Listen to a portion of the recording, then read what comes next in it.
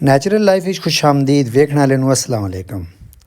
तो ये वीडियो जनाब बड़ी मालूमात वाली वीडियो है। इस वीडियो नूं पूरा वेखना जी, तो कोशिश करनी है स्किप नहीं करनी, पूरी एंड तक वीडियो वेखे, क्योंकि इस जी मालूमात तुहाडे नाल शेयर कर रहा ये हर बंदे की जरूरत है जिन्हें तोते रखे हुए हैं जेह्ड़े जे सैटअप चाहते हैं उन्होंने वास्ते लाजमी है।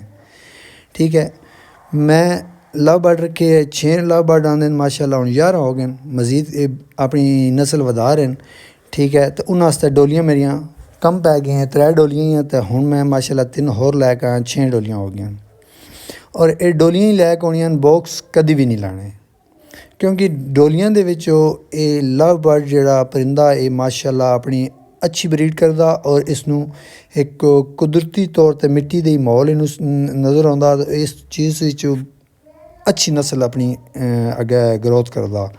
ठीक है, तो लव बर्ड दियां डोलियां तुसी गैप विच उत्ते थल्ले लानियां, कदी भी सारियां डोलियां नहीं लानियां। ठीक है, उत्ते थल्ले डोलियां केह् होंदा कि उन्हां दी अपनी एक बेस बन वैंदी, उस हिसाब नाल ही अपने पहचान रखते हैं, भाई ये डोली साड़ी है, डोली साड़ी है, जी डोली रही हो उस दे विच ही होंदे न, तो हमेशा एक कलोनी दे विच ही खुश रहिंदे न।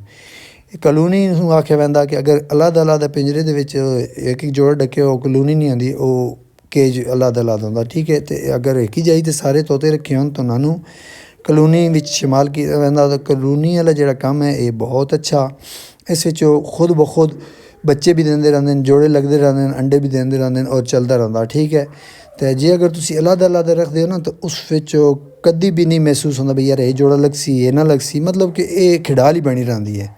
ठीक है, कलोनी दे विच केह् होंदा कि जिस नाल मैच करदा वो पक्का जोड़ा लग पैंदा।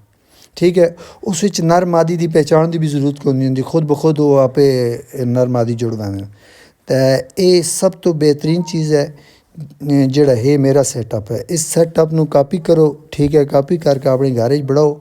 ठीक है, ये बहुत बेहतर रासी। इस विच केह् होंदा कि लव बर्ड जिहड़ा दाना खांदा वो ज़ैं होंदा, वो थल्लै खरगोश खा छोड़दे न, मतलब कि किसी चीज़ का कोई नुकसान नहीं है। ठीक है, थोड़ा एक छोटा जिहा दाना भी जिहड़ा ना वो भी ज़ैं नहीं वैन लगा, वो भी खादा वैना। तो ये मेरी वीडियो तुहानूं अगर अच्छी लगे, ठीक है, शेयर लाइक लाजमी करनी है। ठीक है, व्हाट्सएप ग्रुप अगे पिछे दोस्तों में भेजो ताकि मैन एक अच्छा बैक फीड मिले। ठीक है, मैं ताकि इसनूं और मज़ीद बढ़ा के अच्छे तरीके नाल शेयर कर सकां। तो बाकी इस वीडियो च अल्लाह हाफिज़, तो इंशाल्लाह नेक्स्ट वीडियो मिलते हैं।